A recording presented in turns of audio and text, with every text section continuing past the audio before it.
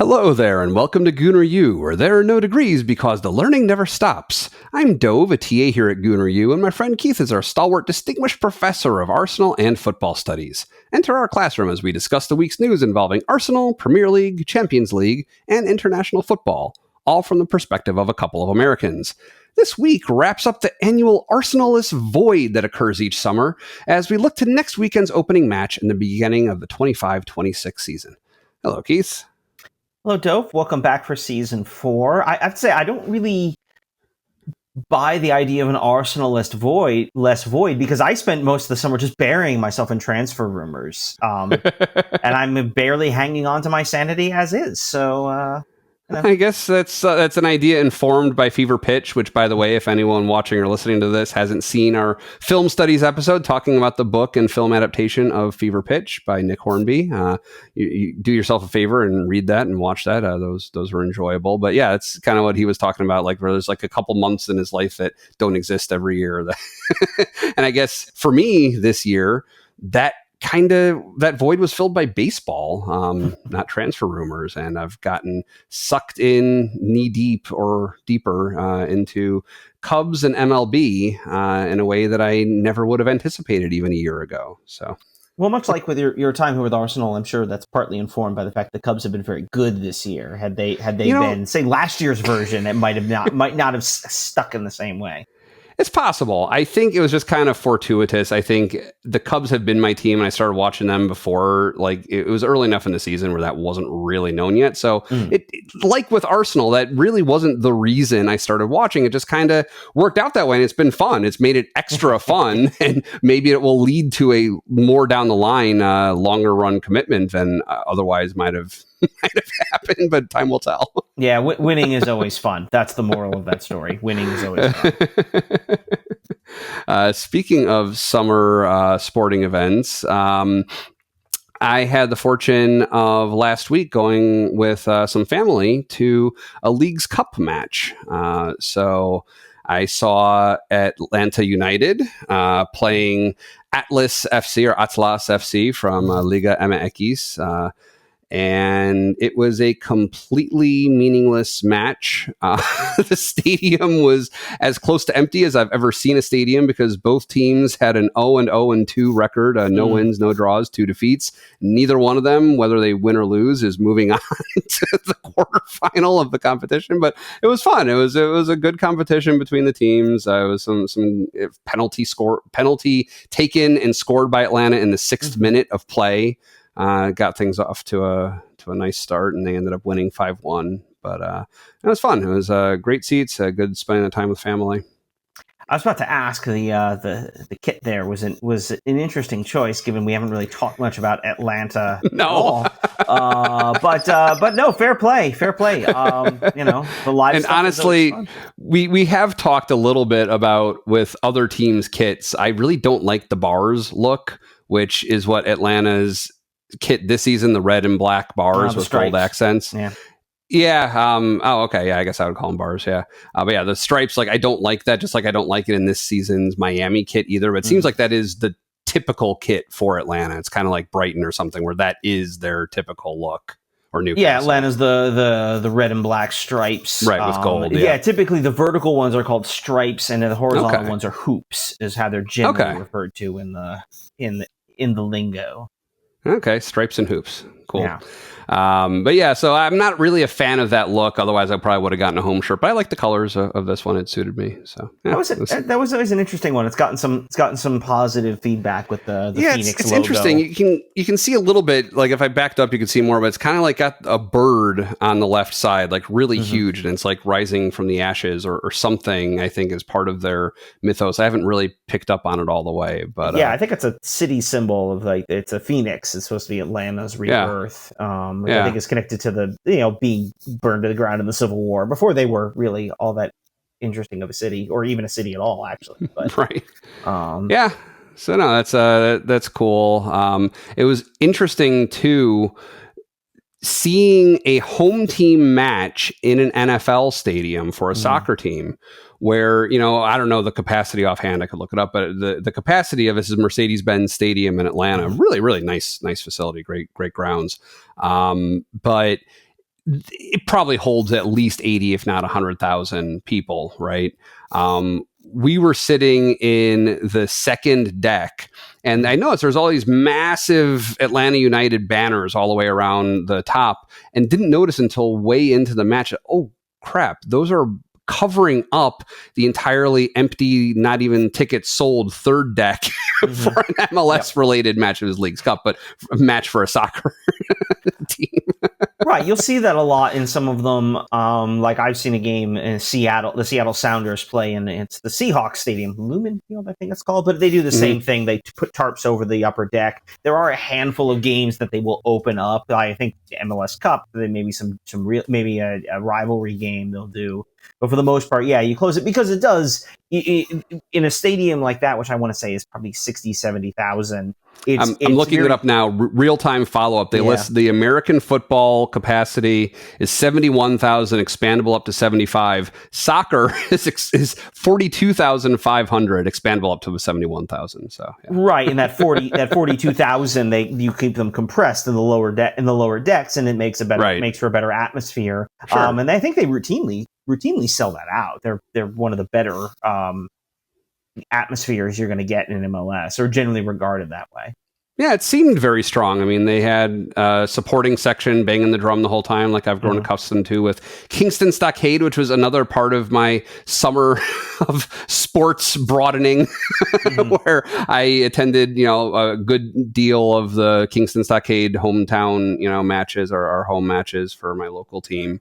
And yeah, they've got the supporters group that's at center field, like banging the drum the whole time and leading chants and stuff. You had something similar at the one end of the field for Atlanta. So yeah, that's all fun. Sounds like a fun one. I've never done a League's Cup game. Only thing I saw this summer, soccer wise at least, was USA Saudi Arabia as part of the Gold Cup. But we can save Gold Cup conversation for another time. Yeah, makes sense. But yeah, so good crowd, good atmosphere. Moving along to some follow-up. You had an interesting thought that occurred to you toward the end of the last episode regarding the first game of this match. You want to talk about that? I mean, there's not much to it. I decided I just had a hunch, a feeling of predicting our opening day game. I will say this: I was half correct in the sense that it is away. But not to Brighton, as it turns out. We are not away to Brighton to open the season. It'll be Manchester United, and it's a common mistake. Brighton and Hove Albion, Manchester United. I mean, they're so easy to mix up. Opening the season on the beach would have been nice, though. Too bad that didn't work out. One thing I wanted to address from the last episode is we were talking about our season wrap up and our moments of a season, things like that. And for the moment of a season, you had started out talking about our second match against Manchester City, in which we whomped them. It was 5-0 or something, I think, right? 5-1, but yes. 5-1, yes. Okay. But yes, exactly. Sorry, I didn't want to take that away from him. But so you were talking about that one, and I was in my head thinking about all the things that I had wanted to say about my choice of the first Manchester City match of the season, where we drew and we had been so close to winning. And I had so many thoughts about that. When you were talking about Manchester City, that's where my mind went. And I proceeded to talk about that match, even though I didn't introduce it as that match. It sounded like I was talking about the second match like you had begun talking about. So I just wanted to set the record straight on that one. It became clear we were recording our shorts, what had happened. We're all about accountability here. That is me to a T. Also kind of funny, I found out, I'd mentioned at a local Kingston Stockade soccer match that one guy who I knew from my town, passingly, he was wearing an Arsenal training jersey. And I mentioned it to him later when I saw him at a soccer practice for my son. And he's like, yeah, I saw that you acknowledged that. I'd pointed to the crest on my head, I think, because he was at a distance. We were communicating non-verbally. And he actually put on the record that, I'm not really an Arsenal fan. I just kind of like the jersey. And there's a whole sports logo wear as fashion world that I personally wouldn't partake in. I was hanging out with somebody while we were visiting family last week in Atlanta, and she was wearing a Chicago White Sox hat because she just likes the hat. and that's cool for people who do that. That is not something that I will be doing. So. I mean, obviously, you live there. I grew up there in New York with the Yankees. I mean, the hat is ubiquitous around the world as a symbol of the city, and certainly not the team. That's certainly been a move in a lot of ways in terms of the kits, especially Adidas has done a lot of that. Almost like the joke that Arsenal was a fashion brand that plays football on the side. And attempt to design things that are aesthetically pleasing. Or aesthetically popular, and so you can move a lot of merchandise that way rather than just digging into the diehard fans who just buy the new kit every year. So that I can see that. I think that's not a surprising thing to me, and I think there is a move there. I mean, as we said, they are in some ways just really fancy T-shirts.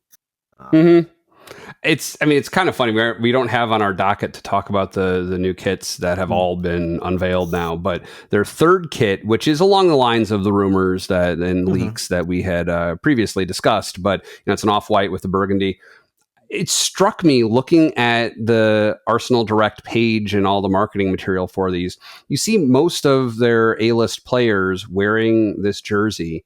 None of them are also wearing the shorts and socks that go along with it. They're just wearing it as a shirt, wearing other clothes, other long pants and things that Arsenal would like to sell you along with them. Just kind of funny. Yeah, my kit's in the mail, so...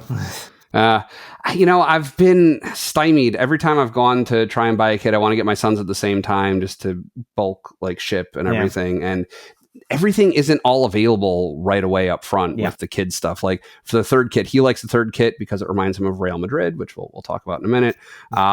And the shorts aren't available yet. Oh, well, that's for true. Kids. Yeah. The kids shorts, the adult and kids jerseys are available. The adult shorts are available. The kids shorts aren't available yet. And for him, I get the whole kit. For me, it's just a jersey, but he does wear, I buy him because he wears the entire thing to soccer practice and things like that. So. Well, speaking of Real Madrid, my son has adopted them as his second favorite team. When he's not trying to go to reaction out of me by telling me that Spurs is his first or second choice team. But that's his personality. But it seems legitimately that he really likes Real Madrid. He likes Mbappe. He likes that club.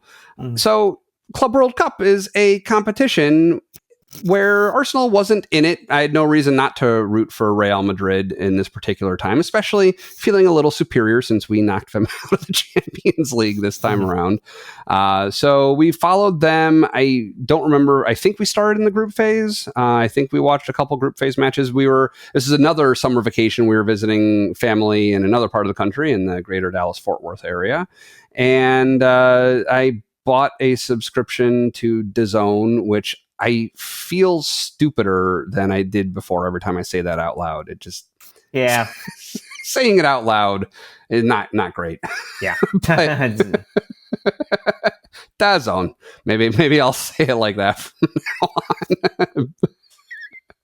So got the subscription, canceled it, once Club World Cup was over, and then they charged me for the prorated amount of the month that I canceled. It was whatever. But I knew they made it very clear when you're signing up that they will be sticklers for that. But anyway, so we watched all the way through Real Madrid's elimination. I didn't end up getting to watch the final. I had intended to, but I think we were traveling that day actually, or the day after. It was, for some reason, it didn't work out that I was able to watch it. But yeah, so that was fun.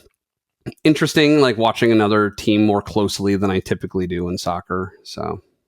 Well, I guess that's kind of an interesting thing. So I had a general question about that, which is really sort of what was your take on sort of the quality of the competition? Because this is obviously a little different than the preseason tour you would expect to see. If you would watch, I didn't watch any of Arsenal's preseason games, but from the reports I read, there are some moments where things look interesting, but then it's a lot of disjointed play as players are getting rotated out, guys are concentrating on fitness, or watch a little, this time of year preseason American football, same kind of thing. It's not really about wins and losses, about other things, and so I'm curious about the quality in general. Yeah, I mean, for me, so if you recall, way back when we first started talking about international play, I was asking you about if there is a forum like this where you see the best clubs in the world. Like, could you see Inter Miami play Real Madrid or Arsenal or something like that? And this expanded Club World Cup is supposed to basically be that. And, qualification rules and procedure resulted in Chelsea being in it and Manchester City, but not Liverpool or Arsenal. Okay, fine. And I made a note of that to talk about with you because I thought it was funny. And then before we ended up recording, Chelsea ended up going and winning the whole thing. So that made me feel kind of silly. But so I would say, I didn't know, like, Real Madrid didn't seem like they were playing any worse than when Arsenal played against them. Now, of course, they lost to us, but it seemed like a good, like, the match against PSG, where PSG ended up eliminating them. It was pretty good football. Like, I didn't really notice like anything disjointed. It didn't seem like that to me. And that was obviously like when I was talking about wanting a competition like this, it was in response to the idea that you've got for the normal international teams or national teams that play internationally, you've got these people who don't regularly play together, like watching the World Cup a couple of years ago, where, that is disjointed. They're not used to forming a cohesive unit where, even if you're dealing with substitution and rotation, these are still players that practice with each other year round. They're still used to playing with each other, and they're in practicing under the coach and playing under the coach and the same strategy and things like that.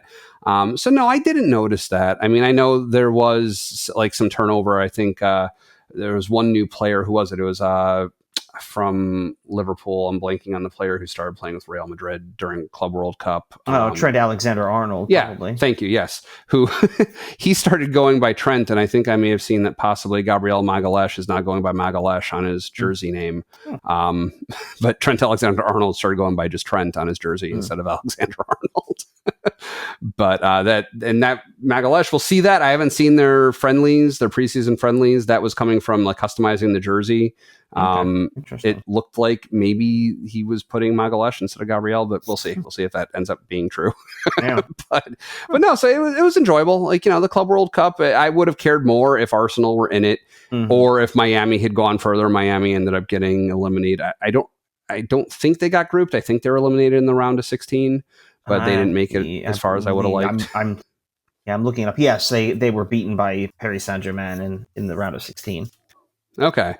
We might have watched that match. I don't remember. I think I definitely would have wanted to. We at least watched the highlights, I think. But yeah, so, overall, I hope that I don't know how this ended up later in the competition, but I'd been reading stories about the stadia being nearly empty and them having to like try and encourage people to go to these matches, which, we were the host country. And it was kind of funny because it was a situation like with Copa America last summer where I was like leaving from one host city, traveling to another host city. And a lot of people traveling were like there for the matches. I was seeing a lot of soccer jerseys in the airports and stuff. But yeah, hopefully it was popular enough. I'd like to see it again. I'd like for Arsenal to be in it. That would be really cool. I would like to see like Arsenal, if Messi is still playing by then, like Arsenal play Miami, or like, a couple teams that I care about. It'd be fun to see them face off against each other. But I've resigned myself to really the Champions League is 90% of what I want out of a Club World Cup, because most of the teams that are so good, you would really want to see them play against each other from outside their own country. Like, that really is the Champions League, the UEFA Champions League, to be clear, for the most part. So right. I mean, that's sort of the criticism and of the Club World Cup. So the Club World Cup as it exists is this tournament that you saw here. Is expected to be played again 2029, so in 4 years. Yeah. We'll see in terms of qualification and who goes and who doesn't. Basically, it's meant to be automatic qualification is for the continental champions, and so the reason you saw, Chelsea in there is because they won the Champions League in 2021. That's why they're in there.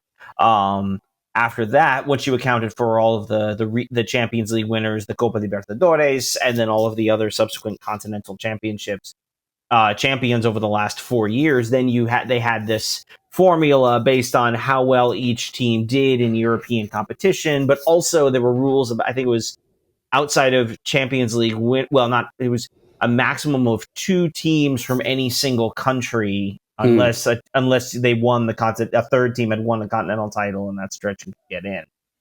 So yeah, you had Chelsea and Manchester City because they had won the Champions League in the last 4 years. Liverpool won it, was I think 2019. I think they won it.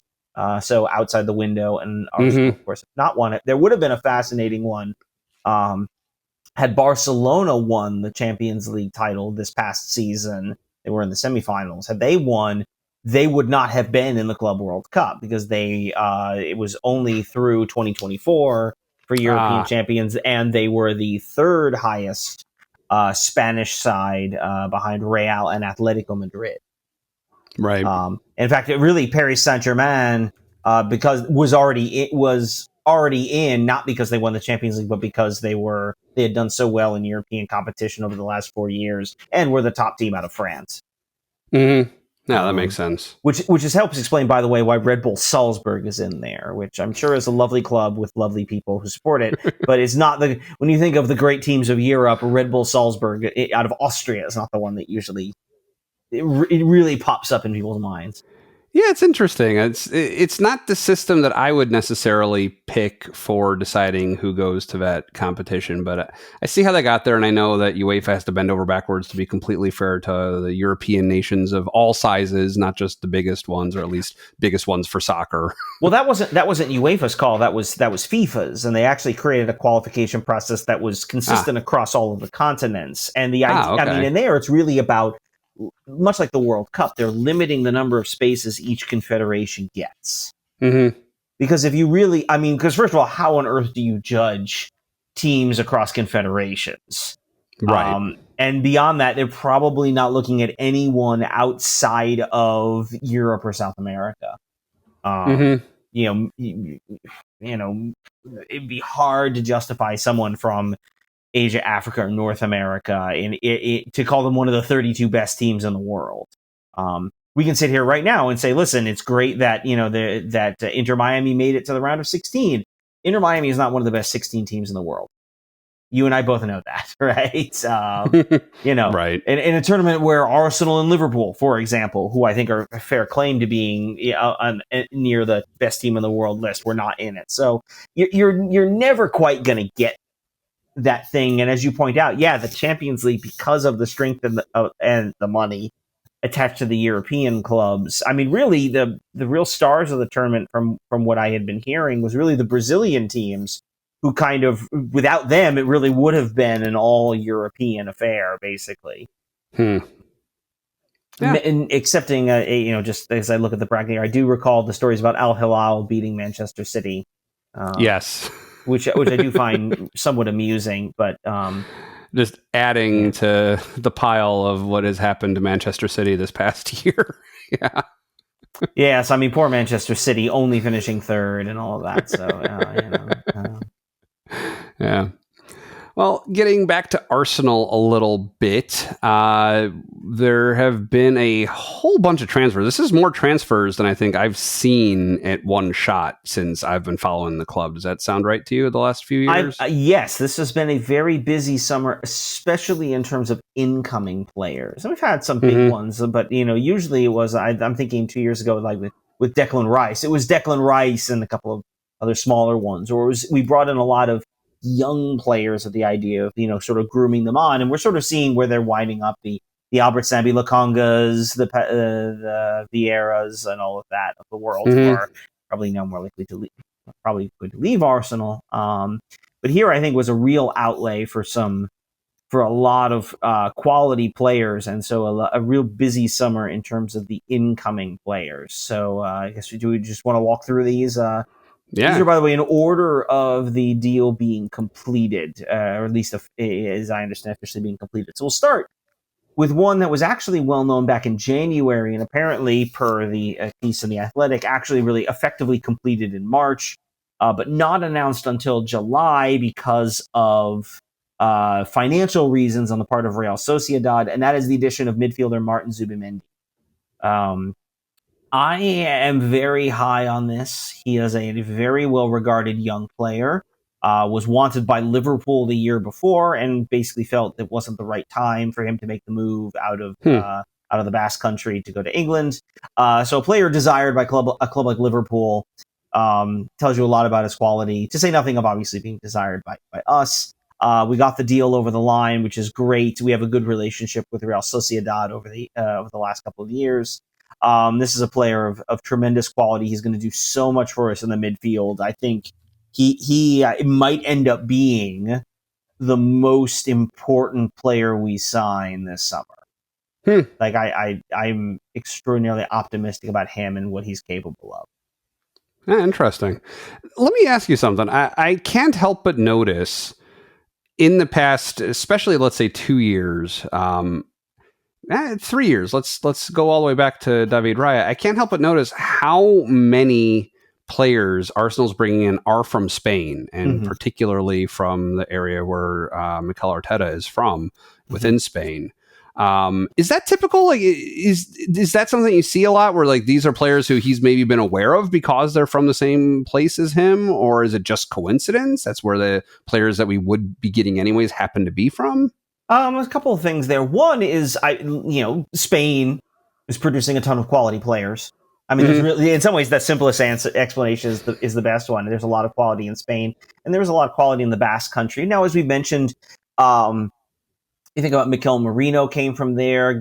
Kieran Tierney went on loan to Sociedad. We've had a good relationship with them, so obviously gives us a lot of familiarity with their player pool as well. So we've seen a lot of these guys, and sometimes that relationship both between the front offices, in terms of their communication, in terms of the way they work, but also in just being able to see and scout that team, gives us a sort of a leg up. Or when you speak to the players, you're not just saying, "Hey, Martin Zubimendi, you're pretty good. We're interested in you." You're saying, "No, we've watched a lot of Sociedad over the last few years. We know what you can do. We know how good you really are, and here's what we can see." So there's a way to build that relationship between the clubs as well. I think some of this too is not even Arteta, because Arteta hasn't really been in the Basque for some time. Really, he's probably Andrea Berta, who's before this, remember, was at Atletico Madrid, and so has a lot of contacts developed in Spain. And we'll sort of see his influence a little bit later in the window, as we'll talk about. But Zubimendi was really the first addition. Again, done, as far as we can tell, in March, effectively, but officially signed and the money transferred and everything not until after July 1st. Sociedad had some internal financial concerns or internal financial needs for the PSR regulations or financial regulations in Spain. It was better for them if all the money was accounted in this financial year as opposed to the previous one. So we waited to make it official. That makes sense. Before we move on to the rest of the players, I do want to throw in one that happened early in the offseason. We had a bit of movement on the managerial side. Carlos Cuesta left to become a manager in Italy, and now I'm blanking on where he went in Italy. But he left to go to Italy to take the top job, so congrats to him. But we had a spot open on the bench, and so Arteta tagged former Argentina defender Gabriel Heinze. Spent some time in the Premier League, played at Manchester United, also played at Real Madrid for a couple of seasons, at PSG, bounced around Europe, played for the Argentine national team, also has been a coach. He was actually Atlanta's coach for a season, actually less than a season. It didn't go very well. Oh no. Okay. and then was actually recently at Newell's Old Boys, which is a club in Argentina, probably most well known for being the youth club of one Lionel Messi, before he went over to Barcelona in his early teenage years. He never actually played for them, but has had a certain affinity or connection to that club. But anyway, Heinze comes, again, former player, relatively young as far as these things go. But someone who brings a certain amount of Premier League experience, intensity. Right. He's definitely known as a fiery guy. So a little bit different than Cuesta. Cuesta was the one, when you think back to the Amazon documentary, was doing a lot of the one-on-ones with players and sort of talking about individual improvement. Heinze will presumably will do the same thing, but is, as I understand it, has a little. It's a little more intense. Which isn't necessarily a bad thing, It's good to see things shuffle around a little bit, especially if there's a concern about things getting stale. So that's an interesting addition as well. I did see Cuesta went to Parma. Was Parma, the club that he moved to. Yep. And I don't. My memory of him doesn't go back to the documentary. That's very, very hazy at this point for me. That was my introduction to the club, and I've learned so much about them in the time since. It'd be interesting to go back and watch it again. And my son has expressed an interest, so maybe at some point we will.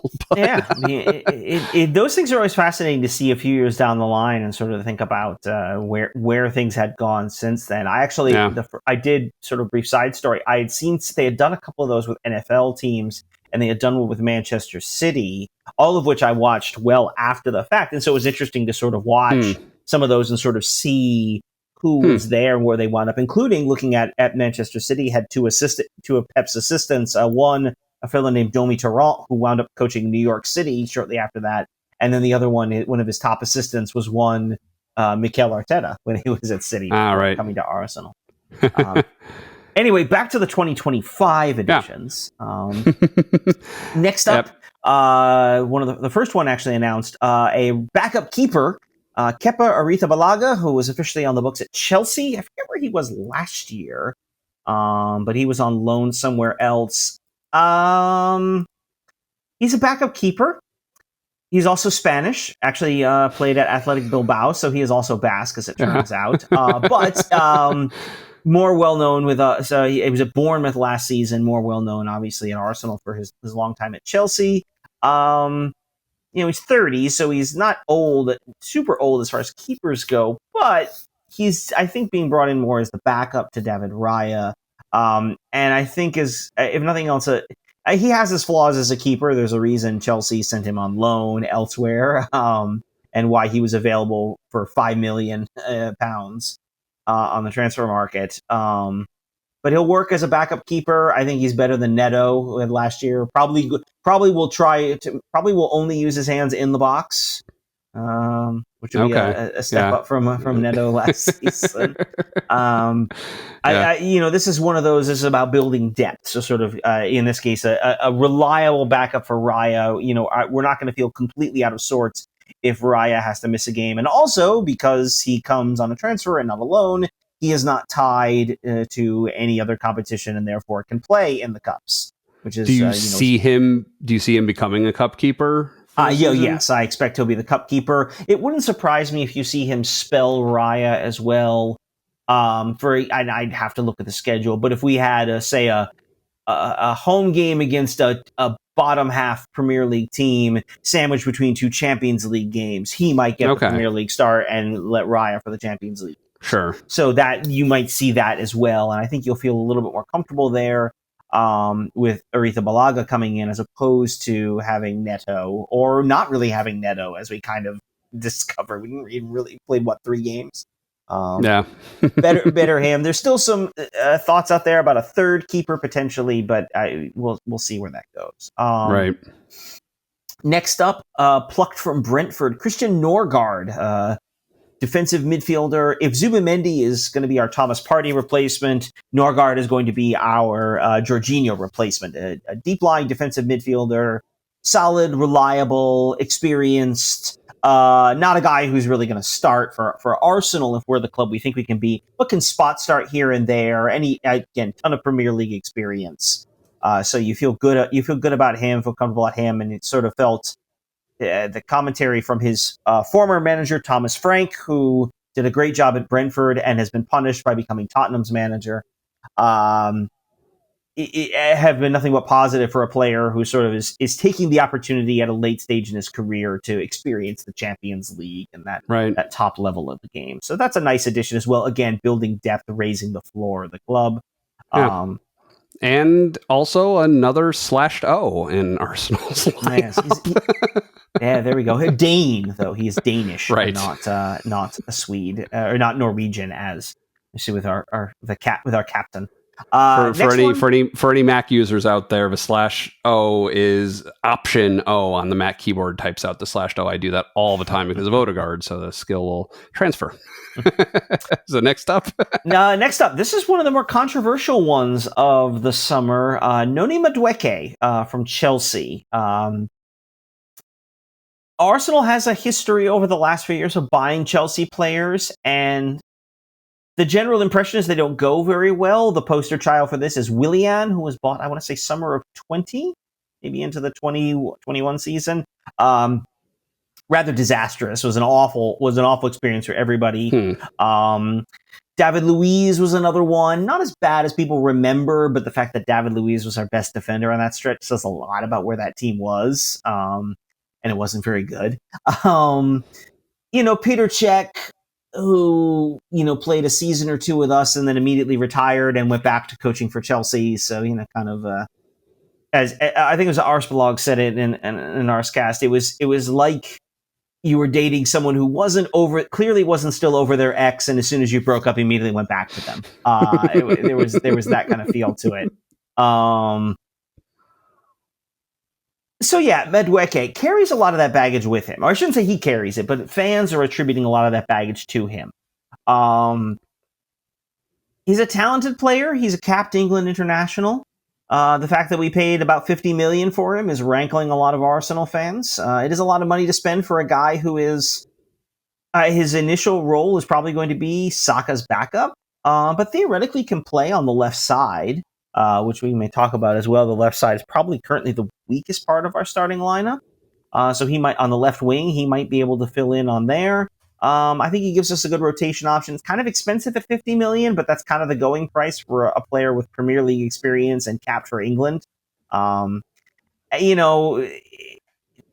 it hurt us budget-wise on some level? But I don't think it really prevented us from doing anything else we really wanted to do. Are we giving money to Chelsea? Yes, but at the same time, I feel like Chelsea can kind of find their way out of any financial problems they have. Like, I know it feels like we're helping them, but I don't really. That as an explanation, that doesn't really do anything for me. I mean, he's talented. He is fearless. He likes taking people on. He can definitely be aggressive in the offensive end. Though, as one of my Arsenal people here pointed out, if you didn't like it when Martinelli put his head down and didn't look for his teammates, you are gonna hate Noni Madueke. So we'll see. I think he's an interesting piece. He's certainly talented. We'll see how he integrates in. A lot of that may stem from as well some of the other pieces around him. But if he allows us to spell Saka a little bit, or is able to elevate the play on the left side, or can make us just more direct and more aggressive in late stages of a game where we're really pushing for a goal. I could see him as being a useful piece. Yeah, did we pay a lot for him? Yeah, but on some level, it's not my money. So, one thing I wanted to ask for you. So you've used the term a couple times, and I think from context I get what it means. I just want to get it out there just to make sure. So you said we'll be spelling soccer. You said with the other guy would be spelling Raya. So I'm guessing that means like giving him a spell of rest, like just someone who you can put in to kind of rest the player. Okay. Exactly. Right. So just let them sit a spell, as it were. Okay. All right. Gosh, we're only 4 down. We still have 2 more to go. The next one, young Spanish defender from Valencia, the center back, Cristhian Mosquera.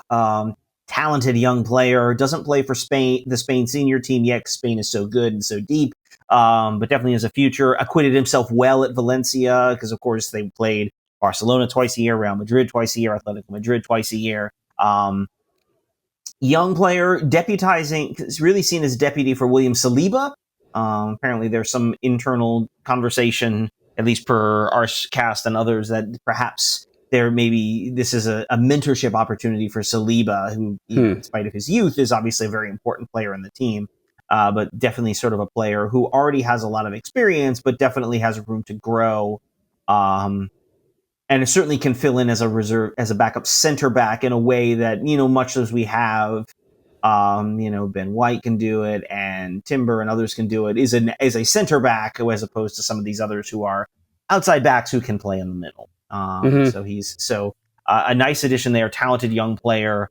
In terms of outgoings, I don't know, maybe Jakub Kivior. I would rather not sell Kivior. I think he's good. I think it's good to have him on the defense. But who knows? He may decide he wants, if he hears a good offer, he may decide he wants to force his way out, to get regular playing time. We'll see. But again, a guy who can deputize in the center defense. Yeah. Which leads us to the last of the signings. We did it. We got a striker. It finally happens. And it's his Viktor name Gyökeres. is? It's Viktor Gyökeres of Sporting. There was a bit of drama in this one in terms of Sporting was playing hardball in the negotiations. Arsenal had an interest in some other players as well, but Andre Berta was a big fan of his. Pushed the deal over the line. Gyökeres was finally done in July and actually joined the team on their Asian tour. In fact, he apparently signed, went to the airport, flew out to Singapore, where he appeared on the field in pregame, like holding up a scarf and being introduced as a new Arsenal player to the fans in Singapore. And then a couple of days later, played his first game as an Arsenal player, coming off the bench in Hong Kong. For against Spurs. So Viktor Gyökeres of Hungarian descent, but obviously Swedish-born, Swedish international, has had an excellent 2 seasons in Portugal. Scored, I think, of roughly a goal per game a year ago with Sporting.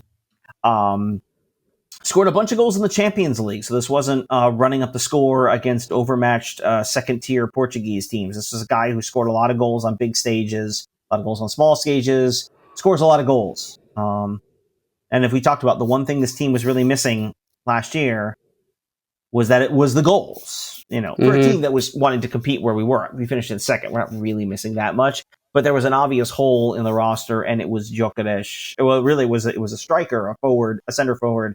And Viktor Gyökeres is going to be that guy. So very exciting to see him here. Apparently, again, didn't watch the preseason friendlies, but apparently acquitted himself well, particularly in their final one. It was just the other day on Saturday against Athletic Bilbao. Did very well, scored a goal, did well overall. Looks potentially dangerous. Looks very dangerous. So very exciting.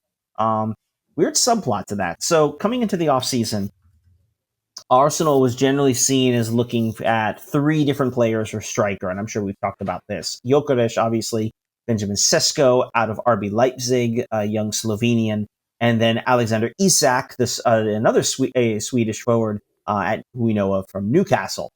Apparently, and so there's a longer piece which I link to you, and I'm sure we'll share that as well. Sort of the long story of his transfer, of the Gyökeres transfer. Basically, the sense was Isak was not available at a price that Arsenal was willing to pay. They sort of immediately dismissed him fairly early on. It's just they weren't going to have Newcastle was going to ask for a bunch of money, and they're in the Champions League next year, so frankly they should.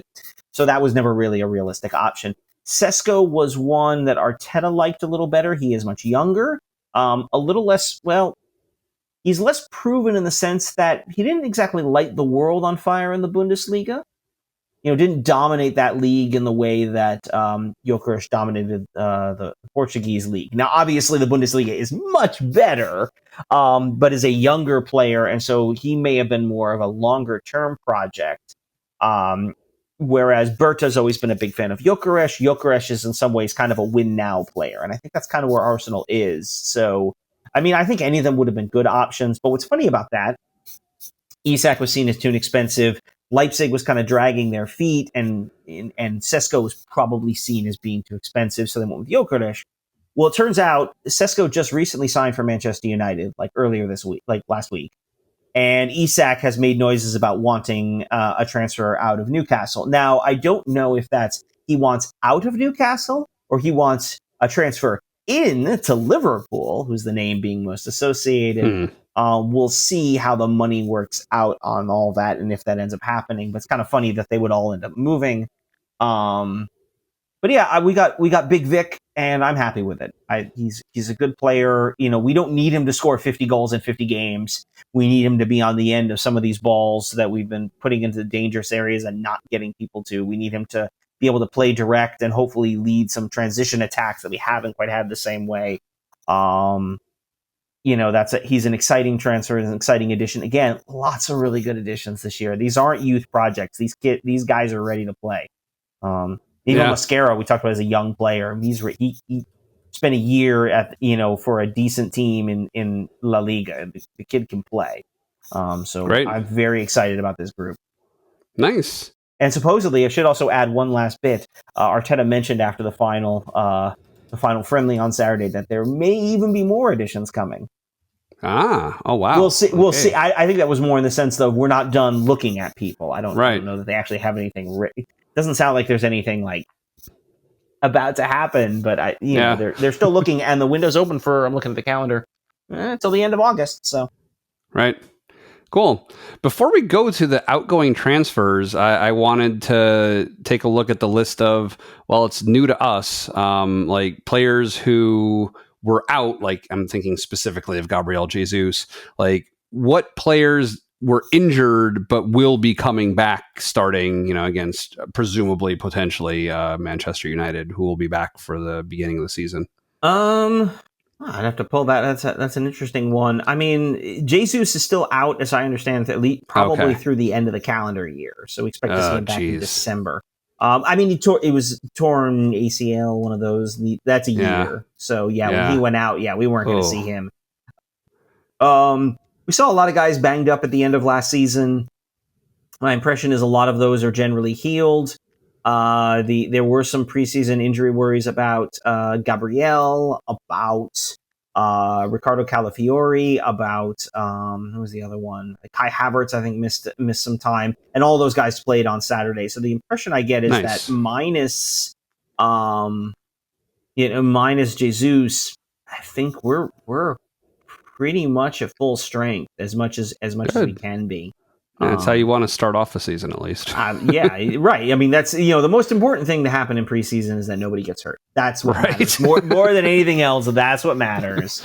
Yeah. And it seems like we're in good shape for that as we get ready for United on Sunday. Yeah. So, who is departing us?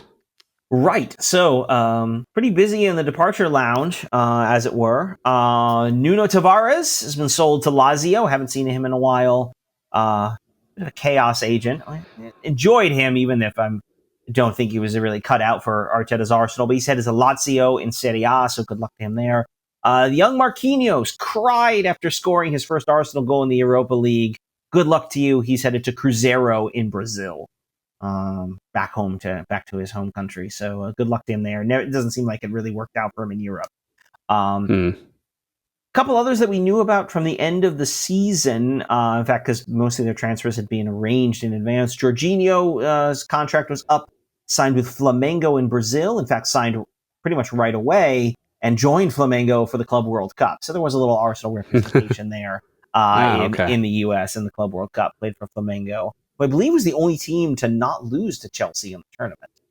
Huh. That's an interesting distinction. The other one, of course, Kieran Tierney, whose contract was up. He had signed his pre-contract with Celtic. He'll be back with his boyhood club in Scotland, in Glasgow. Good luck to him there with one of the two teams in Scotland that can win the league. So good luck. Hopefully he wins a lot of trophies there, and maybe we see him in the Champions League. Yeah, I think so.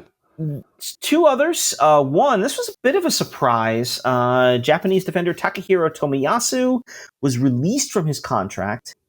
He is not signed on with the club. He is still rehabbing from some fairly serious injuries, and the expectation is that he has gone back to Japan, where he will continue his rehab at home, and then likely, I guess after the new year in early 26, latch onto a Japanese club to rehab and get playing time, because ideally what he's targeting is next summer when he can play for Japan in the World Cup.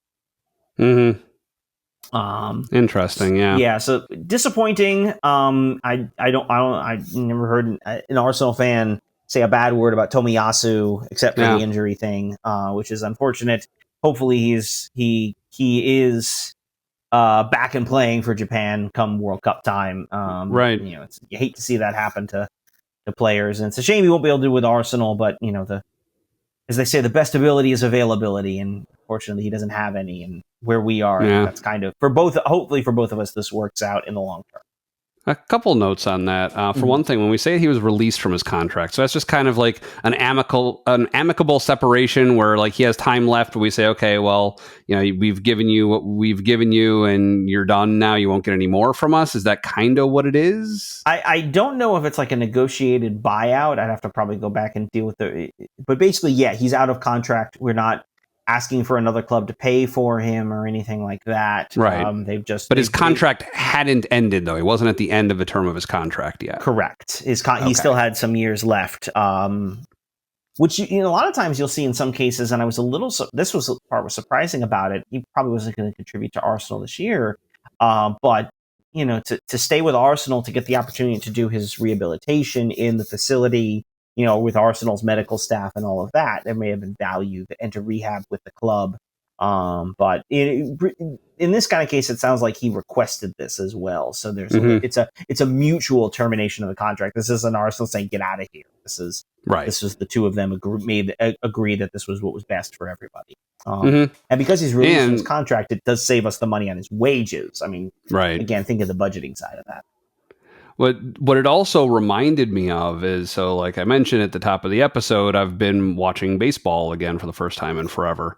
And you see with players who are injured in baseball, this is something that I haven't seen any equivalent of in professional soccer, where you'll have like a player who's out for a couple months with an injury, and when he's ready to start playing again, they have him play like in their AAA team or something and kind of work out with the minor league team and play a few games, show that he's ready, make sure he doesn't get re-injured before they bring him back to the big club. And Tomiyasu going back to Japan almost sounds like that a little bit, although I don't think there's any expectation. It sounds like that he'll return to Arsenal, but no. I guess there really isn't an equivalent of that with soccer. It doesn't seem like you wouldn't send, like, if a player were under 21, like you wouldn't have him like go back. Like, would you, if Waneri or Lewis Skelly were to get injured or something, you wouldn't have them while they're convalescing, like try playing a couple matches with the U21s or something. I don't think that would happen, would it?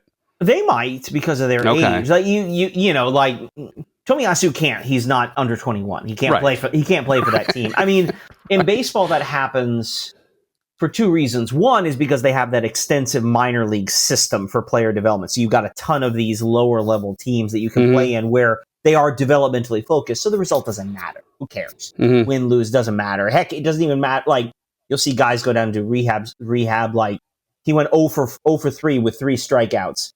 Yeah, but he fell off a couple pitches. He was just getting his timing. Like, we don't really care.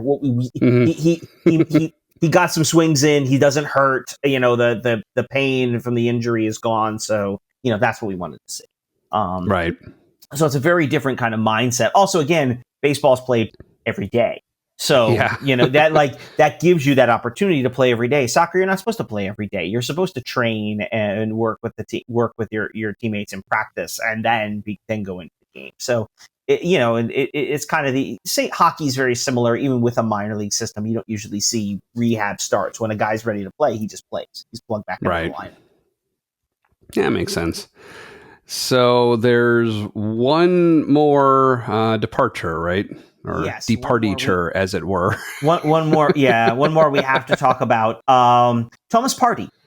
Yeah. So there's 2 layers to this story. One is the football side of it, which is that Partey, who we talked about, especially last season, an older central midfielder, played well at times, but also was definitely showing his age in terms of his loss of speed and some other things. Came for the big games, but there were times when clearly we're dealing with a slightly reduced player. His contract was up.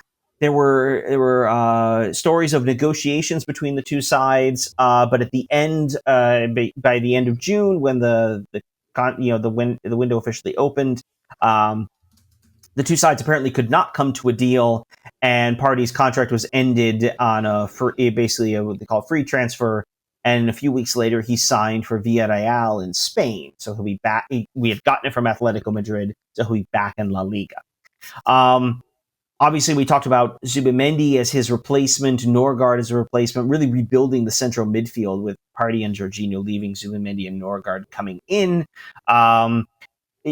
In terms of ability, that's definitely an upgrade. You can't just replace Partey's experience at this level, but Zubimendi brings a lot to the table, and of course, being a lot younger. That's the football side of the story.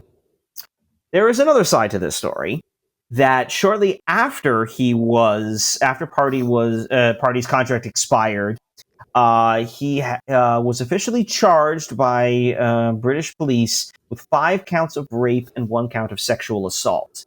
These relate to incidents which took place between 2021 and 2022. Due to English laws, there's a limitation on the way you can talk about allegations and crimes and things that have happened, but without formal accusations. Generally, this has been kind of an open secret. If you're at all following Arsenal, you probably heard this story and knew who was involved, though nobody was going to say anything. For a lot of reasons, we decided not to really address this on the show, partly because it doesn't really fit with our milieu, and there's not a whole lot you can say about it.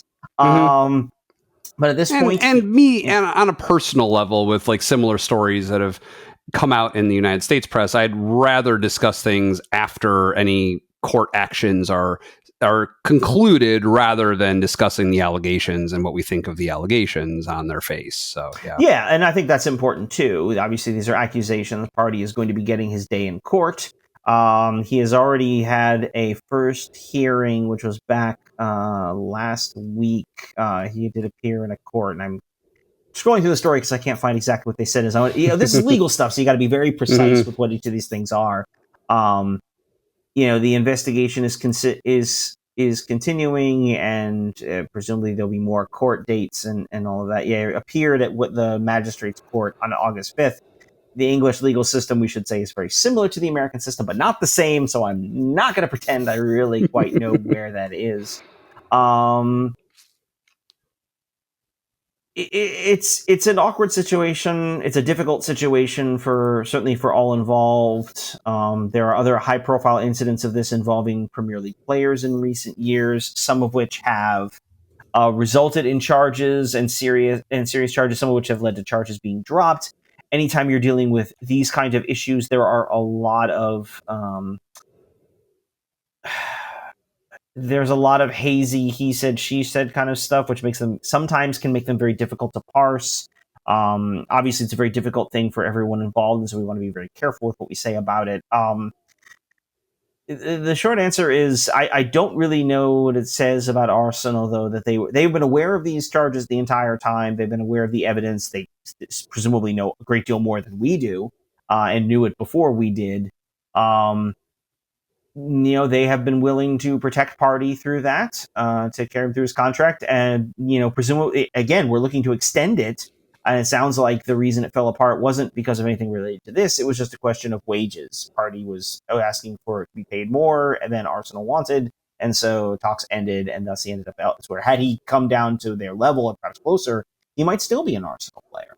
I will leave it to other people who have deeper thoughts on these kinds of things to really comment on what it means about society, about Arsenal as a club, and all of that. But we couldn't not address it, or couldn't not bring it up, because it's a big story that's been floating out there. So, yeah, that makes sense.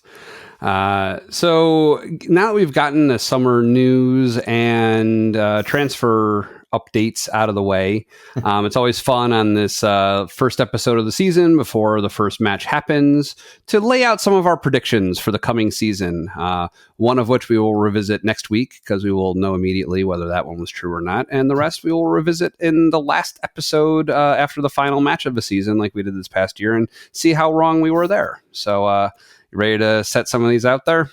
Let's do it. All right.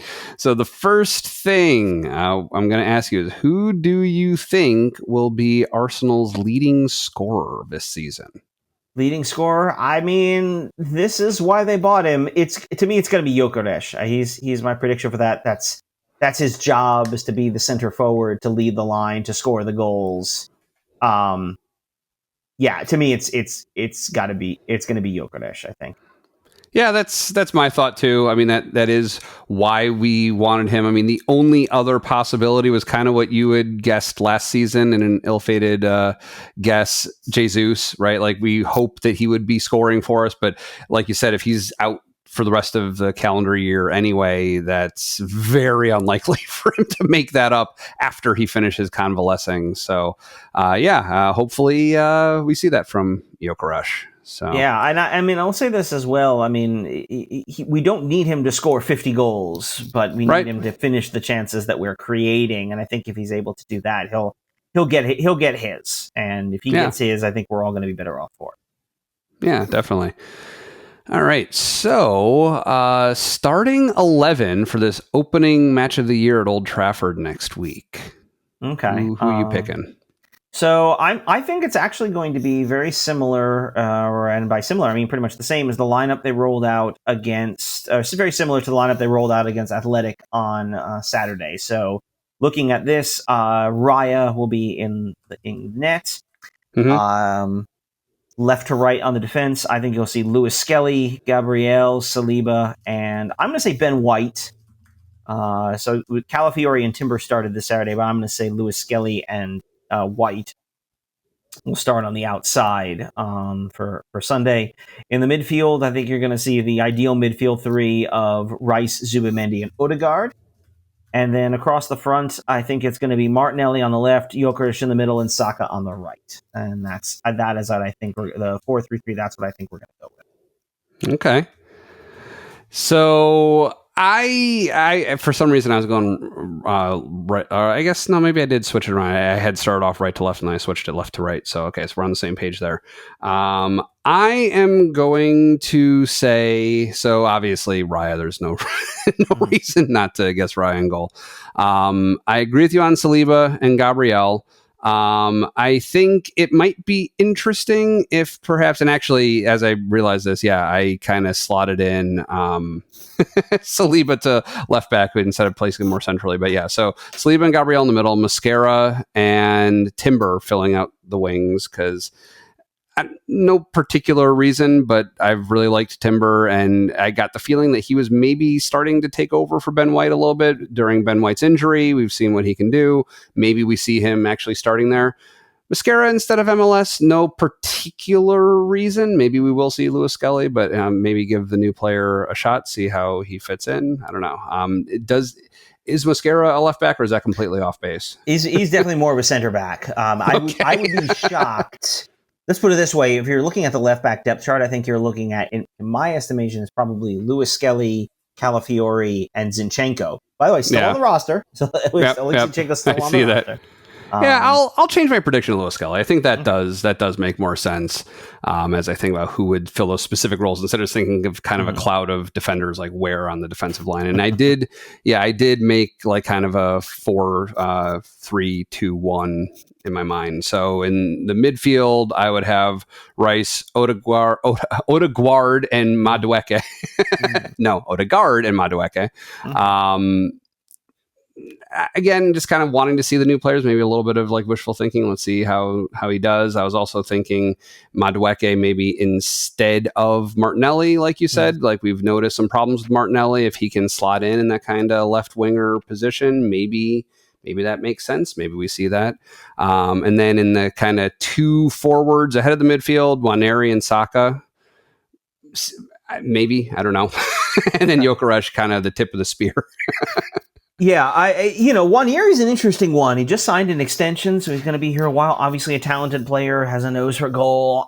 Curious to see where they think he really fits in. They sort of treated him at times last year as a deputy for Saka, and then I still suspect he was dealing with an injury. He's still very young, dealing with some injuries late in the season, which is why we didn't see him perhaps as much as we might have. I think the one place where I'm less certain, or the two areas where I'm not sure, one is right back. I can easily see Timber starting. I went with White, but you could convince me. It wouldn't take much to convince me it was going to be Timber. And I do wonder too, as much as I see Gyökeres starting, it wouldn't shock me entirely if Kai Havertz was up in that position to start the game. Tactically, it's been interesting speculation, because we treat Gyökeres as sort of substituting out for Havertz and sort of elevating that center forward position. But why not play two forwards? Why not do something a little different formation wise? Maybe 4-4-2 like cavemen. But there are different things you can do, and again, the depth we have, I think, really allows us to be much more flexible than we have been, which is very exciting. Yeah, it's exciting. Yeah, definitely. Yeah. So all right. So who do you predict will end up being your player of the year standing here today? Yeah. So I'm going to go with Bukayo Saka. I think he was on a path to sort of elevate his game into that sort of superstar level last year. I think I saw somewhere like he still finished like top 5 in assists in the league, even though he missed like a third of the season. I mean, really just a truly special player. I think he takes the step. I think he plays, hopefully he plays the full season, and sort of takes that step to become, sort of to really become the talisman of this team. And, and having Gyökeres to get on the end of some of his crosses will help, if Odegaard's back to full strength, I think he's a gut player. I think kind of ascends to that level this year. That's my prediction. Yeah. So that was my first thought as well. But my personality, you may have noticed from our weekly player of the match, player of the week selections, like I not only do I not want to pick the same person as you, I also just kind of like, I don't have a Saka jersey. Like I don't necessarily want to pick the same player that everybody else is playing across all of the commentariat, right? So I'm hopeful. I think that we saw the initial breakout of Ethan Nwaneri last season. I'm hoping he rises to the point where we get all that and even more, and he ends up being our player of the year. That would be a heck of an elevation for him at his age. And fair play if he doesn't, man. A lot of respect if he can pull that off. But there's some interesting options here. I mean, Gyökeres is obviously, if he's going to lead the line and score a bunch of goals, that's going to get a lot of attention. We know how good Declan Rice and Martin Odegaard, Rice was last season, how good Odegaard can be. I'm excited for what he can do this season. So there's does Saliba finally take the step to become one of the premier center defenders of the world, or does Gabriel do that? I mean, I think there's a lot of potential options, to sort of take that step forward and sort of become that player this season, which is exciting. Yeah, definitely. All right, so moving along to who do you predict will be relegated? Who are your bottom 3 from 18 through 20? Who are your bottom 3? Okay, yeah, we have to pick the relegation sides as we look at the standings. I do love, by the way, looking at the league table right before it starts, because currently sitting at 18th is Tottenham. Tottenham's not getting relegated. As funny as it would be, they're not getting relegated. Although they did, in addition to losing Harry Kane last season, they've now lost Son Heung-min. He's playing for LAFC in MLS, so that's an interesting departure there. They're in transition. I think they're going to be okay. Obviously, I think they'll be in a European spot when the season's over. But they're a long way away from the title contenders. But now, speaking of actual relegation fodder, I don't want to do the thing where I pick all 3 promoted teams to go down. I think but I have a lot of reasons this year to look at the 3 of them and say to myself, they could stay up. I'm going to pick Sunderland as one of them. I like some of their additions, including old friend Granit Xhaka back in the Premier League with Sunderland. I didn't know that. Okay, so he was in the Bundesliga with Bayern. Well, Bayer Leverkusen. Bayer Leverkusen, right? Yeah. So now he's at Sunderland. Interesting. Okay. Yeah. Good to see him back. But I think Sunderland was well behind like Burnley and Leeds, even in the Championship. So I think Sunderland goes down.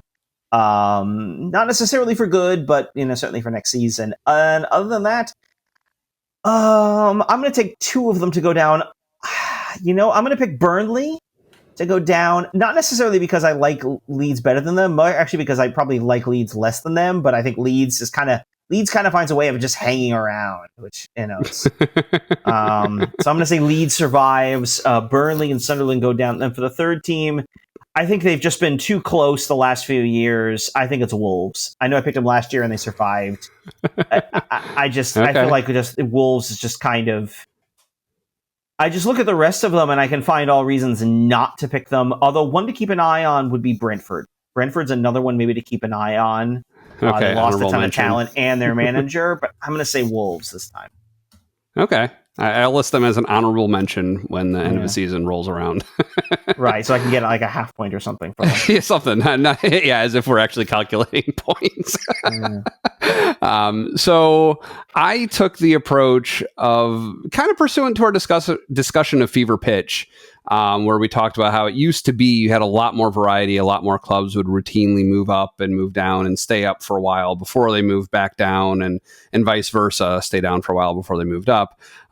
We've seen that hasn't been as much the case in the Premier League, and we did see this past season that it was just all 3 moved up and moved down. That's kind of what I think will happen. So for me, it was an exercise of what order will they finish from 18 through 20? And I just kind of went by my recollection of Leeds and Burnley from having seen them before and not having seen Sunderland, and kind of put them above Sunderland. If I had realized at the time that I was thinking about this that Xhaka was on Sunderland, maybe I would have given them a little bit more preference. But I'm going to say 18 Leeds, 19 Burnley, and 20 Sunderland. So. Okay, I should point out my order was not in any sort of rank order. I just okay. Those are just three teams. Okay.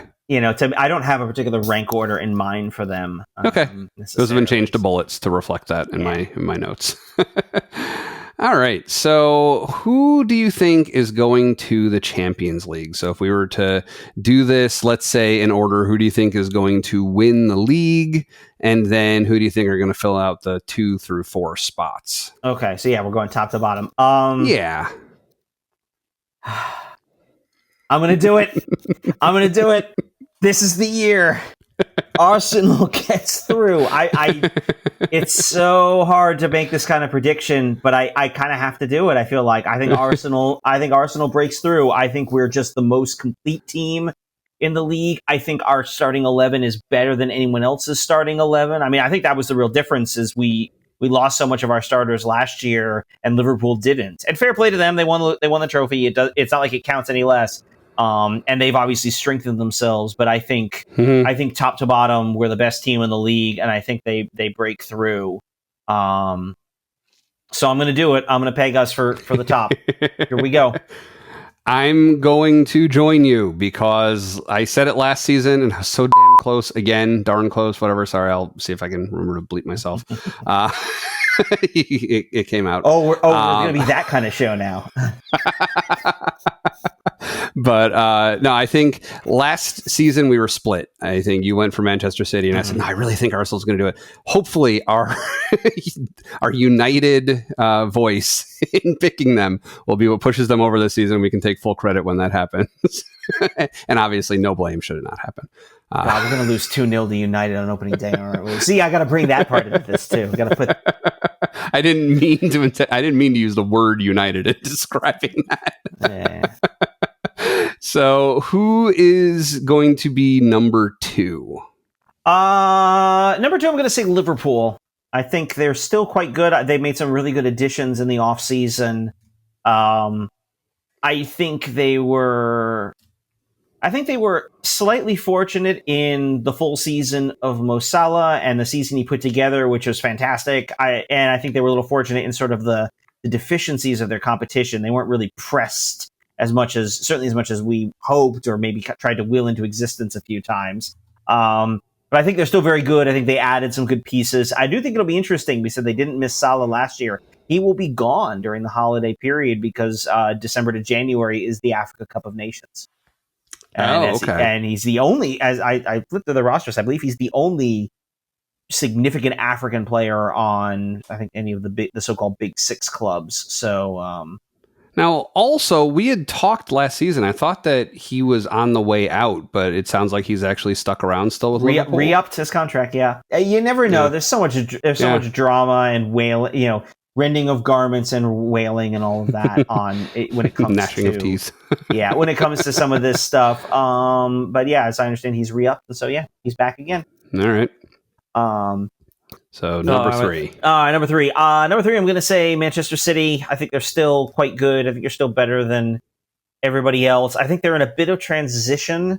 Getting Rodri back is going to be a huge help to them, but he's a year removed from a serious knee injury, and it's not like he can just pop back in and suddenly be fine. There's going to be a bit of a curve, and they added a lot of talent. They spent a lot of money, but I still feel like it's going to take a little while for Pep to sort of find the right combination for all of those players. They're still going to be very good. It wouldn't shock me at all if they were holding the trophy at the end of the year. But right now, I'm going to say they're third behind Arsenal and Liverpool. Okay. And always the most fun because it's been those 3 teams, Arsenal, City, and Liverpool in the top 3 for, a couple seasons now. Mm-hmm. Who's your number 4 pick? This is the wild card. Actually, for me, this wasn't actually that hard. Number 4 is Chelsea. They're talented. Okay. We know they definitely, again, I really don't know how to read their performance in the Club World Cup other than, beating PSG is pretty impressive. A lot of other teams couldn't do that. We did, by the way. We went out in the fall. I just yes. That. But to beat them 3-0 also, which they did, Yeah, they played well. They've got some talented players. Cole Palmer had a great first half of the season, kind of disappeared at times in the second half. They brought in some young talent. We'll see if it gels. Their squad is still large. They feel just a little too volatile to me to make the kind of title challenge that Arsenal and Liverpool will do, and probably City as well. But I do think they're a clear step ahead. I mean, I look at the rest of the teams in there. I don't see anybody else who's ready to really make a run at a top 4 position. To me, those are a pretty clear-cut top 4. Yeah. It's so clear-cut that I basically came up with almost the exact same list. I just switched City and Liverpool. I don't know. I guess I'm badly enough scarred from the 2 prior seasons against Manchester City that I'm thinking that last season was a blip and they will put Liverpool back in their place below them. So not too much more thinking going into it than that. But I mean, it could be. I honestly think those again, just we talked about going to last season. I think those 3 are the clear contenders. Mm-hmm. It would be a major upset if someone outside of those 3 won the title. I think Nottingham Forest. Yeah. Forest is I'm not going to eat that one anymore. We're done with that. No, but I mean, it was just funny because they were in it for so long, way longer. I mean, they than were ever always smoke and mirrors is a little strong and negative, but they were definitely one that was kind of up there, sort of in spite of other things. Like Arsenal and Liverpool and City were up near the top because they're the best teams. Forest was pulling out some good results that maybe their underlying numbers didn't completely support. Fair play to them. They had a great season. They're in Europe again. But I to me, just in terms of the talent they have, the age profiles, the experience, to me, I just have a hard time seeing anyone other than Arsenal, City, or Liverpool winning the title. Yeah, ideally, in the league's crossing its fingers that it's one of those, wire-to-wire races between all 3 of them. Which makes it kind of fun that we're going to Anfield in the 3rd week of the season. Yeah. Someone, I don't know. I don't think it's going to be the 3 of them. I think somebody's going to, maybe it's an injury, maybe it's bad luck, but I think one of them will, by the end of the season, at least one of them, we're not going to come into May with a 3-team race. I think it'll be 2 by the time we get to the end of the season. I don't know who. Right. Well, I know who I'm predicting who, but obviously it could go. Could go any of those 3 ways.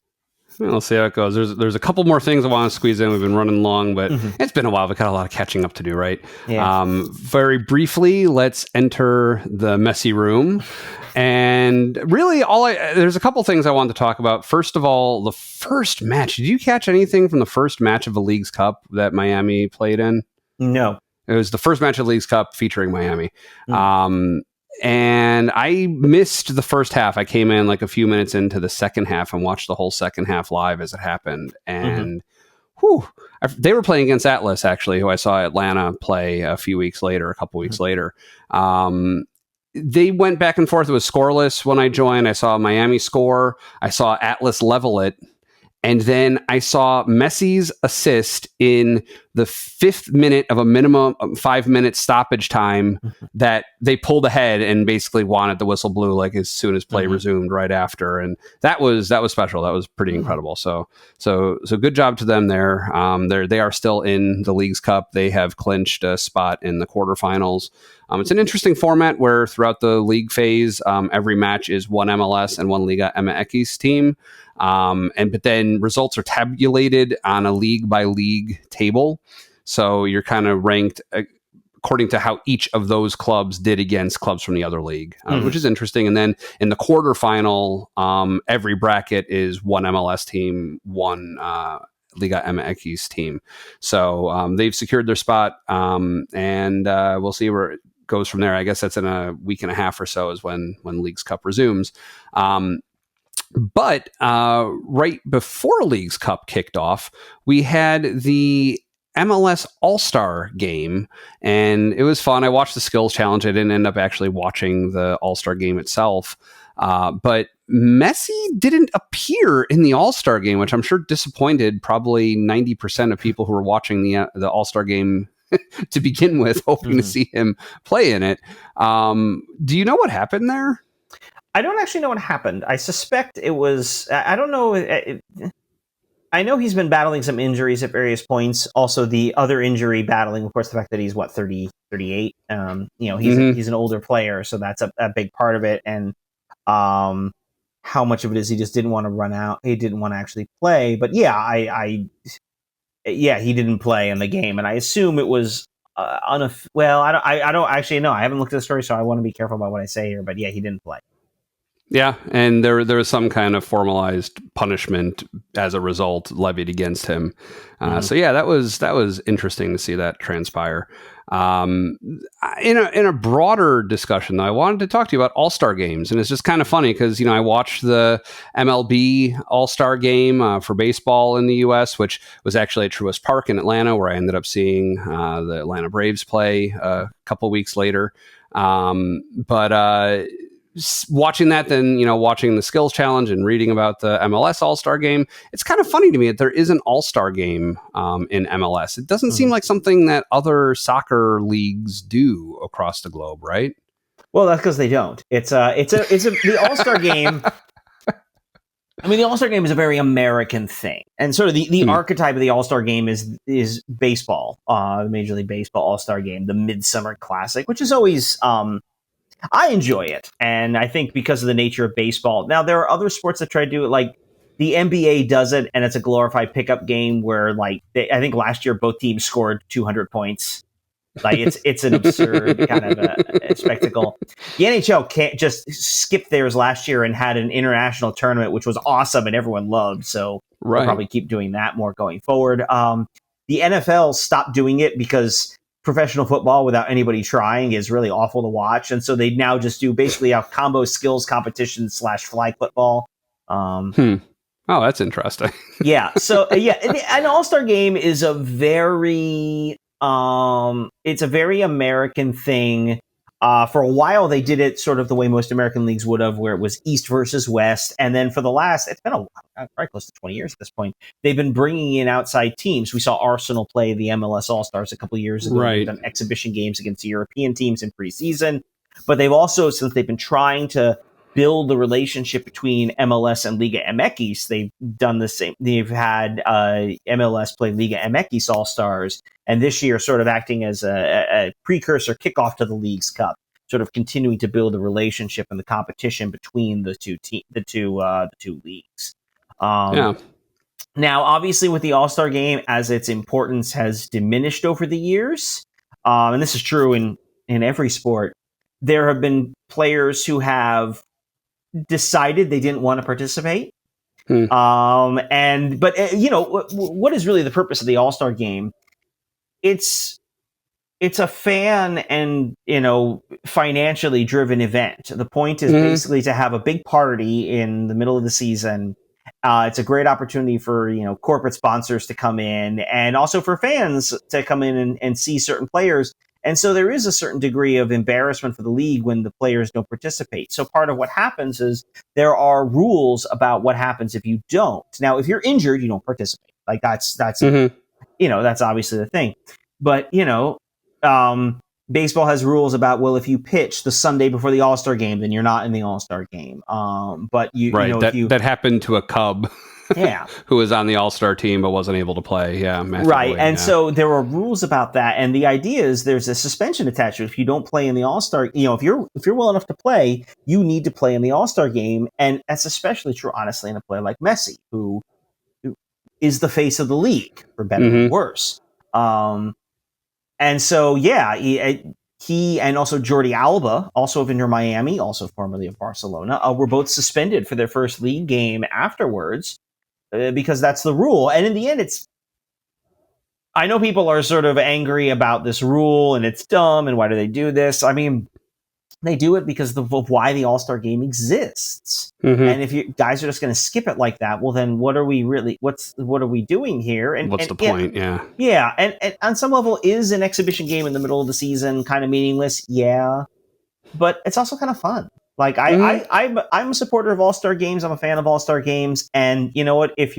That's to me, that's part of the price you play for being the face of the league. Like, let's not pretend that this is a high intensity in a game where guys are going all out and you're getting winded after you're going to play 45 minutes. You're going to jog around for a bit, make a couple of passes, try a few shots you wouldn't try in a regular season game, and then you get to wave it from the bench afterwards. Like, let's not pretend that this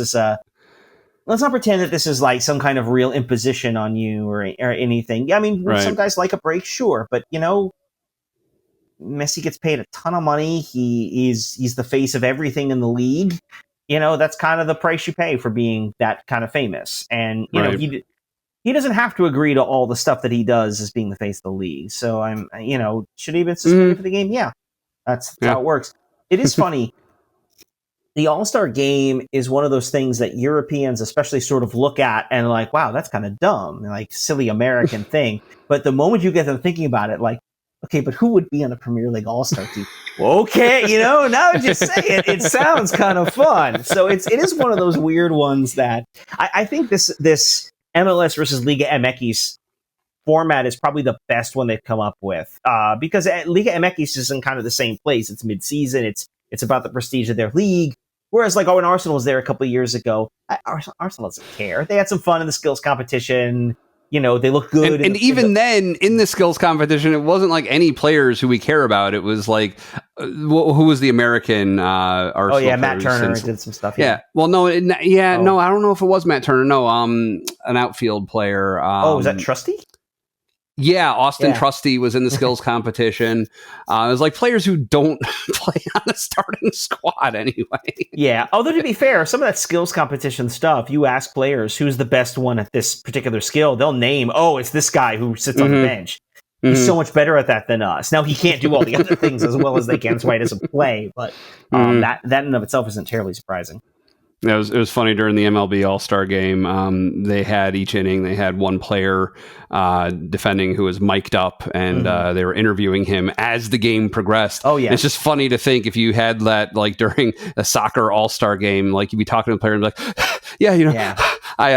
it would not work in basically any other sport beside baseball.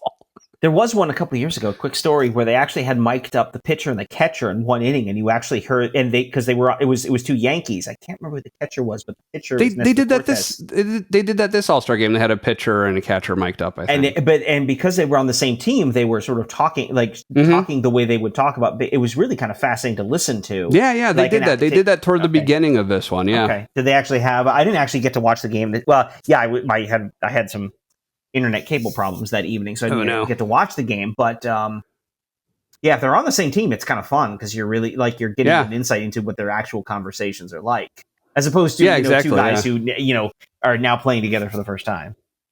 Oh, I see what you're saying. Yeah. Did that catcher catch for that pitcher during the regular season? That I don't remember. Okay. That may not have been the case. Mm-hmm. But yeah, you were still, they did have both of them mic'd up in the beginning, and then they shifted to different players in different positions throughout. So while we're on the topic of baseball, leaving the messy room, transfers, I've learned, the transfer window specifically works very, very differently from soccer. So I'm used to from Arsenal the last few seasons. I mean, all summer long, transfer however much you want. And then, like you said earlier, it ends like end of August as the season's had a couple games, but the season isn't really underway. It's just getting started. And then you have the one transfer window in the middle of the season, January. You have like one more month in the middle to make any adjustments based on injuries or other things that have happened. Whereas baseball, I mean, it's practically up until the World Series that you're like able to make transfers. I mean, like the transfer window just closed last week when the season started in like March, April. I mean, it's a long time. Right. So I mean, in baseball, the terminology they use is they call it the trade deadline. Technically, what's interesting more in this is true in most American professional sports because they're closed systems. They're really, the smaller space is when you're not allowed to make player trades. So basically, the trading season officially opens like the week after the World Series ends. So we're talking early November. and runs through the end of July. And it's really this stretch here, August and September, October, the end of the regular season into the postseason, where you aren't allowed to have player movement.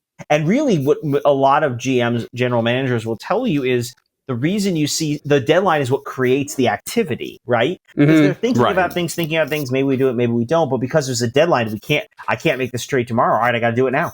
And it kind of encourages a lot of that activity and the movement of players around. Now, again, because Major League Baseball is a closed system and like there are rules about what teams are allowed to transfer or trade and can't trade for things. Whereas in soccer, it's a much more open system. So Arsenal, for Viktor Gyökeres, Arsenal just gave Sporting a big pile of money. That was it. There's nothing like player for player swaps. But in baseball, you've got rules about the number of contracts you're allowed to have, the size of rosters. You cannot trade money for, or you can do what they call cash considerations. You can add a little bit of money in there, but it's really kind of small. Really, really it's about the size of the compensation. And also like the players in soccer have a little bit more power. So Arsenal came to Sporting and to Gyökeres and basically said, we would like to buy Viktor Gyökeres. And Gyökeres said, I would love to go to Arsenal. Whereas in baseball, like, you would see a larger team like the Yankees going to, I don't know, the Twins. We would like to purchase this player. And the Twins are just like, no. They don't, what are you going to give us in return? A big pile of money. Nah. And again, baseball teams, American professional teams make so much more money collectively through all of their contracts and stuff that it just, the economics of the systems are just so tremendously different. Again, because it's a closed system. There are 30 teams in Major League Baseball. Right. Whereas that is a big difference too, though. Like when you're listening about, just following the Cubs, listening to their official daily podcast, just talking about, like, first of all, like you said, like the trade deadline, where it's kind of funny. Like I began asking, why is the transfer window so longer? In practice, though, you're right. It is kind of like a 1 week period where most of the trades actually happen. In practice, it's actually kind of shorter. And that's because general managers are just like the rest of us. They just crash deadlines. Like let's not pretend this is it. There's no special secret sauce here. It's because the deadline's coming. It encourages not only people to buy, to acquire, but also to sell. Like we need to get rid of this guy. I guess now's the time. So right. But yeah, and it's just funny. Everything being in terms of trades was also just so different. Yeah. I'm used to, like, we talked about most of this episode, like, incoming and then outgoing as two separate transactions. But yeah, it's like a 2-for-1 trade, or, we're getting, a relief pitcher from the minor league, but we're giving up this like other like infield defender, like who's on our leading squad, whatever. But yeah, it's really fascinating how different it can be for the same type of thing ultimately occurring. So right. And the business side plays a lot into that too, like contracts. Is a contract up? The value of the minor league players. Where does he fit in the future plan? Like there's all those little bits and pieces that go into that make that conversations very different. And the NFL, for example, professional football has a trade deadline too. But you don't see a lot of trades in professional football. It's just not a thing. That player transactions are done differently. Yeah, interesting. All right. So what is coming up for next week? Well, we're back. Our fourth season. A lot more seasons in the list for Arsenal. Season opens Sunday at Manchester United. We're going to Old Trafford. That'll be on NBC if you're watching in the United States. So network television, of course, for Arsenal at Old Trafford. Yeah, which for streamers like me is still going to be on Peacock. The NBC ones are. It's the cable ones that aren't. So for US streamers, Peacock should be your friend. Thanks for joining us at Gooner U. If you're watching us on YouTube, you can also listen to the podcast version of our show on Apple, Spotify, and some other places. If you're only listening, try watching us on YouTube with a link in the show notes. Your homework for today is to watch and or read Fever Pitch, the movie starring Colin Firth or the book written by Nick Hornby. Then comment on our film studies episode about it, telling us what you think. We record the show using Zencaster. If you'd like to try it out, you can support Gooner U by signing up using the link in the description, which also has links to everything we talked about and our socials. Again, my name is Dove, and you can find me on Twitter at Dove Frankel. With me, as always, is Keith, and you can find him in a pub watching Arsenal matches. Happy New Year.